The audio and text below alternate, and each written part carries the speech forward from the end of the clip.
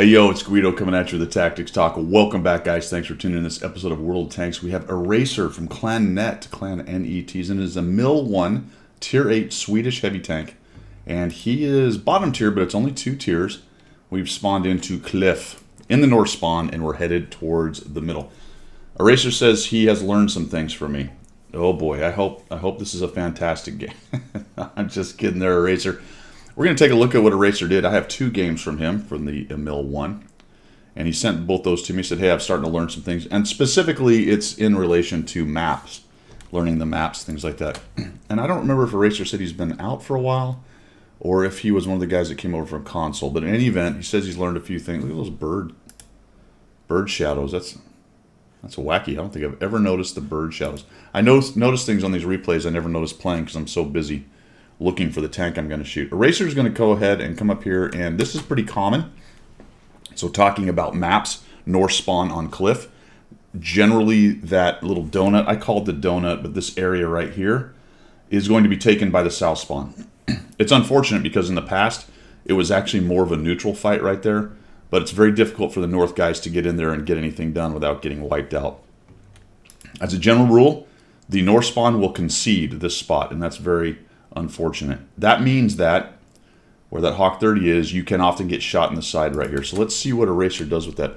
I think I would have ran straight for cover, but Eraser's got a couple bushes here. And these are okay, but they're not great, and I'm very surprised that he doesn't get spotted. So I don't know if he doesn't have Sixth Sense right here, to be quite honest. And these guys are pretty busy shooting at the T-44 and the Standard B. That's a good thing for Eraser because I think he'd be getting poked in the side here more than likely if those guys weren't there taking shots. So Eraser's going to hang out. It gets a little shot into the turret of the Hawk 30. That's a good shot right there. He's going to have a hard time pinning the 430, obviously, in the turret, but the Hawk might have, there you go, just misses. Now cover up. That was really interesting. Did you see what happened there when he shot? He went back immediately. That's a reflexive move for most of us. We'll shoot and back up because that's generally what we're doing is poking and shooting. In that case, he actually backed up more exposure. So just watch out for that. That's a hard habit to break right there. Very good news that for whatever reason, the enemy team was not able to kind of pressure them in the middle. The advantage from the south, or the north, sorry, the advantage from the north on this map is that it's easier, excuse me, easier to take this middle spot. It's much more difficult for them to poke up in that little opening. However, it is relatively easy for them to get up to this higher point with good depression tanks and shoot you hanging out down here, although he does have the 4202 kind of keeping them honest. Look at the Bat Chat 25 TAPs going for the hill, and Eraser is going to come around here, and the problem now that we have is the STA2 is there, being held back by the 430, that's good. The Bat Chat's about to take the hill, and we're going to come around this corner, and unfortunately they have owned this little donut area. So Eraser's going to come around. You're going to do this a couple times with this tank. See how you weren't quite reloaded and he's running away? Try to, with autoloaders, stay hidden until you're loaded and ready to shoot. So if you do catch guys out, you'll get a shot. Now, he may have run away anyway because the 4202 came around the corner, but he was definitely not sticking around for both of you right there. So try to wait, and we'll talk about this a couple more times in the replays where you're going to come around the corner and kind of challenge guys and you're not reloaded. I would have just shot through the column right there. At least it would have got rid of it. Too long staring in one spot. There's a 55-51 involved in the game. Very lucky you didn't get shot right there. Good news is nobody's in the middle, right? I'll give a little shot in that. There we go. And we got guys over here, and we've got a T-55A over there. T-55A may have exposed himself a little bit better to you right there. We're hold down. This is good as long as nobody's threatening us from the left side in the middle, and that's true for the moment. Now here's the big danger. One of the big dangers on this map for the north spawn is you lose this corner over here. Now the 4202 is going in and is going to try to work on these guys. But if you lose that corner and they start lighting you in the middle, there's not a lot of place to fight, kind of where this 430 is right now. There's not a lot of place to fight here that isn't going to get shot in the side. I think I would have gone for a reload. You're going to see this multiple times in these 2 replays. You're sitting on one shell. The 4202 is going to take some time to move forward. Just go ahead and reload. The 430 is moving in, and now we're kind of like, all right, and we're just hanging out with one shell. We got the STA2 there. This dude is shooting us in the side. We get very lucky that he misses. fact, he's going to miss twice, which is incredible. Once I saw that 430, I don't think I would have challenged him like that. I'd have faded back over here to try to cover up with this terrain as much as possible and got myself a reload. There's just no real reason to duel him, and we get super lucky. He actually shoots in the turret, and then he bails out of there. So go ahead and fix that gun immediately. The Hawk's running away. We're starting to have a problem over on the east side. Our gun's damaged. We're sitting on 1 shell. That's a really long time to kind of not be doing much of anything. I think we're sort of hoping the 430 comes around, but he actually goes back the other way. And then we turn around and we notice that there's something going on behind us over on the east side. We don't quite go there yet. We're going to come up here. And again, we're just sitting on 1 shell with a broken gun. Fix the gun. Get the reload going. There we go. Looks like we got the reload going now. Based on the armor that's left in the game, the 430, the 103, the M451, I think maybe I'd have gone to my gold rounds there. We get a little ram action by the Sturv S1 moving in.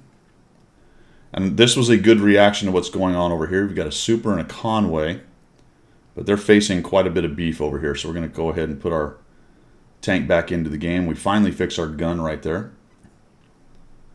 So really this central area on the north spawn is kind of the controlling spot for the map, being able to move back and forth and put out brush fires as they come up.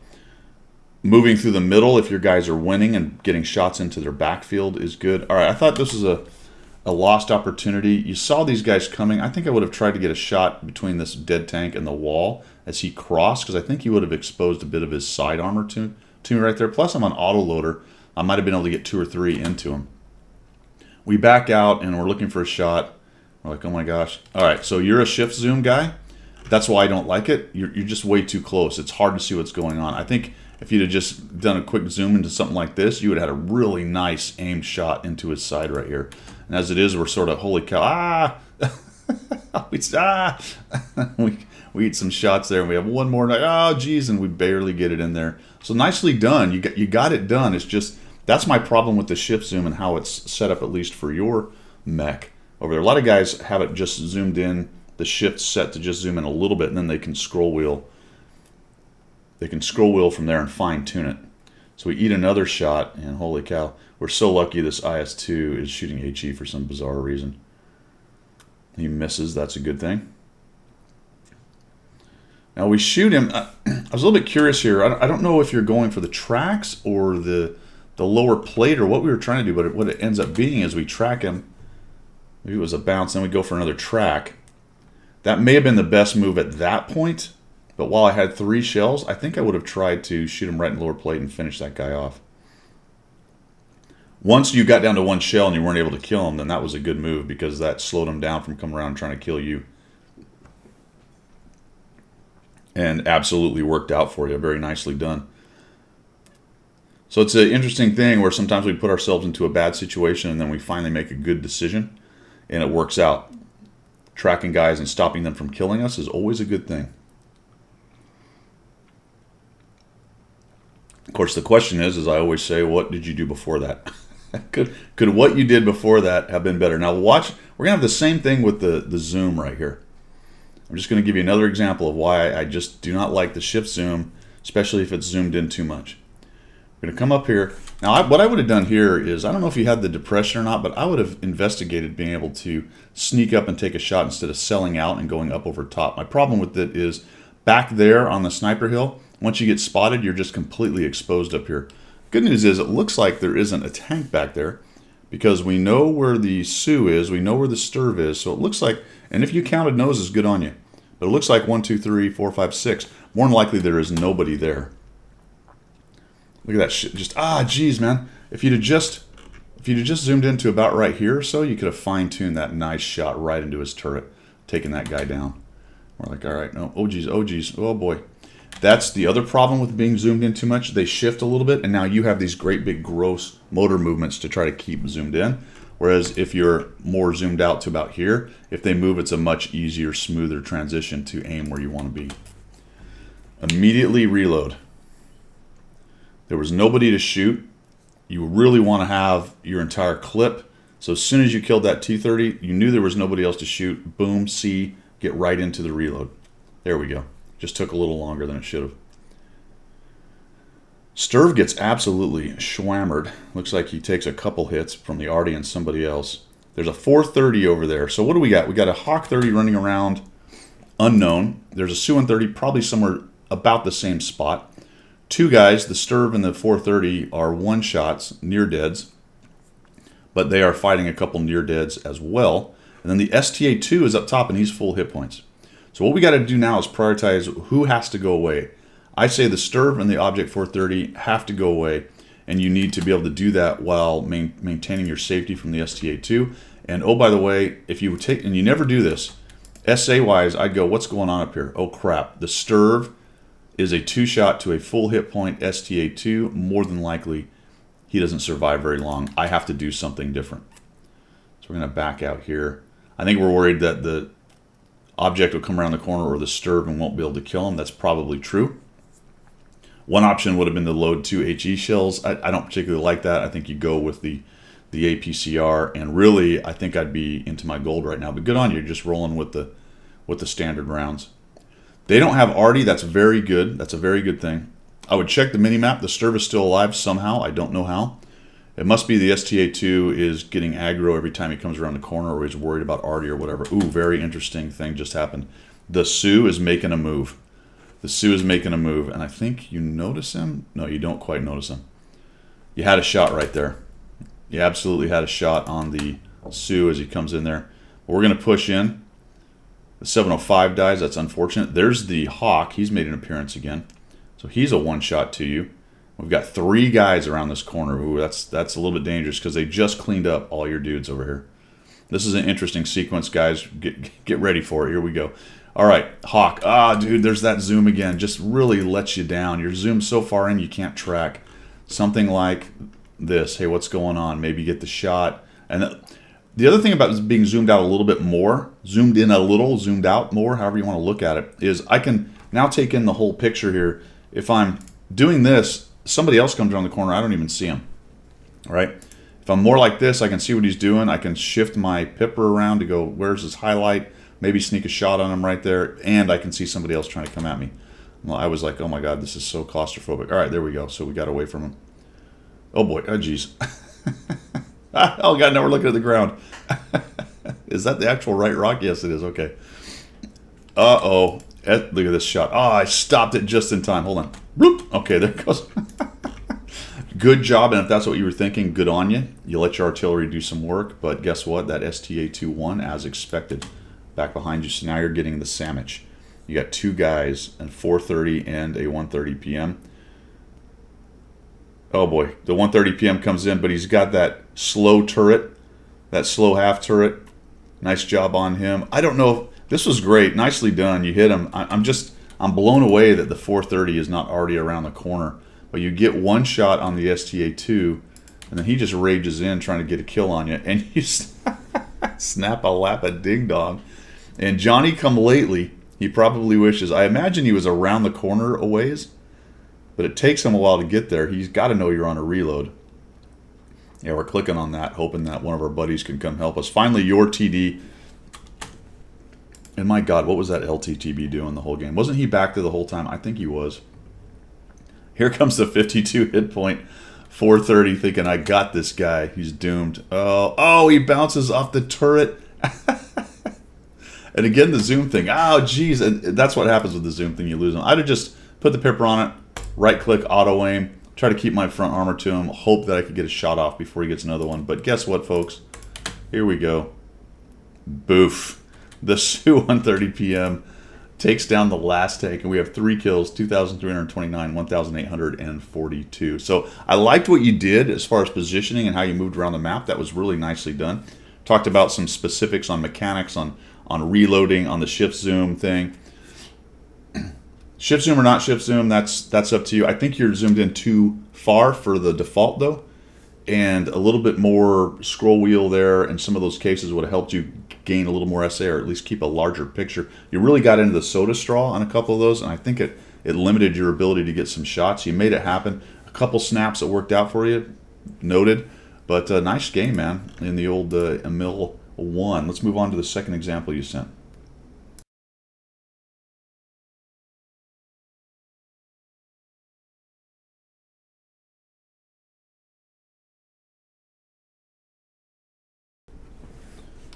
Second example here on Tundra, we got a racer again, and he is platooned with DTAR 99, looks like, from Clan NET, and his 4502 Alpha. You got to love that, somebody playing a 4502 Alpha, and no camo.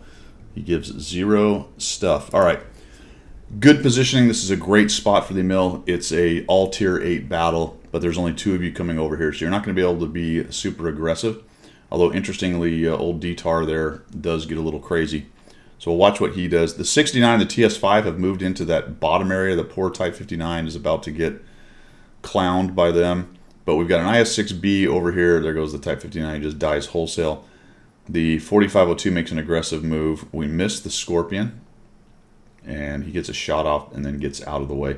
The intra clip on this is pretty long, relatively. So now we're hanging out here. There is an artillery. We do need to be mindful of that. We try to, I guess, track the IS-6B. And we've got a bit of a stalemate. All right, stalemate, autoloader. Go ahead and reload. There's really no sense right here. Nobody's presenting themselves. It's unlikely it looks like they're going to push you based on where you see all their tanks. They've already lost 2 tanks. They have a decent crowd trying to get up the hill against your guys. Your guys own the hill, so that's a good thing. And there's only 2 of you here. So if there are 4 or 5 tanks here that are going to come after you, you do want to be ready for them. So I think a reload on your autoloader is the way to go. But based on the peanut butter spread I see across the entire front by them, where the JP is, the T44, the UDAs, the TS5, T69 is pushed in, 2 dead, 2 already. Man, I really don't think they're about to push you here. So that means you're probably going to have to figure out something else. And I don't think it's a good idea to push. So it's reload time. All right, and that's kind of what I was talking about last. On the last battle, I really don't think the Scorpion G is going to peek around the corner. That's way too long zoomed into that because this guy may come around and get a light. And the other reason I wouldn't want to be sitting here is too arty. If they're in the right position, really you should have already been hit, but I think they're probably really concerned about the hill. So they probably have been taking shots on the hill. That's where most arty will zoom in first. Your arty just hit that guy, by the way. You notice how there was no splash. All right, that's the same thing I talked about a minute ago as far as poking out. When you're not reloaded, there's really no reason to challenge the Scorpion G and to let him know you're there and to let artillery have a shot at you. So just hang out back here with getting your reload, talk to your platoon mate if you've got comms there and discuss what you're going to do, and then let him know how many seconds you have to reload. If you do poke in situations like this, it's only because you're trying to get somebody else shots, get lights, keep guys lit, maybe get already shooting in there, that kind of thing. But there's no reason to expose yourself when you're not ready to shoot back. Maybe I need to say that a little bit differently. There's no reason to expose yourself unless you've got a reason, and that looked like a lot of exposure for no real reason right there. So this guy's going to come at you. The gold APCR might be able to punch through the flat part, the front part of an IS-6B turret. So again, you carry a lot of gold. I might have thought about that with a hold down IS-6 right there, but this was interesting. So you have to let us know down in the comments if you guys were talking. Because at first I thought, I don't know if this is a great idea. You're sort of leaving your 4502 out to dry right there. If they push them, and they should right now, they're in good shape. I thought maybe you weren't dark long enough or hidden from them long enough. You might have telegraphed that you moved. Good news is the IS-6B and the Scorpion G don't seem inclined to do much about it. Your team is starting to gain an advantage, although they've lost the middle. And I like that you've decided to come around here and work on these near dead. So we're going to come over and find this TS5. I think that was the right guy to kill first. You really don't want him to be able to spin around and bring his front armor to bear. You can work the T69 at your leisure now once you've got rid of the TS5, and the 69 has really no hope. There's that shift zoom. This time he's far enough away it didn't hurt you. There we go. And we get that guy. We're going to back out, safe ourselves up, and get a reload. I think that's a great idea right there. Good news is you own the hill, so they're not going to be able to shoot at you into your side. That's a dangerous move right there if they own the hill, so I hope you were noticing that. There are a lot of shots into this little building area from the hill if they happen to own it. The ISU is kind of the wild card here for me. You know where most of the rest of them are. And they're making a bit of a push back onto the hill. Your guys are holding it for the minute. There's the ISU, and it appears that he is actually AFK or just sitting out in the open like a Muppet, probably AFK.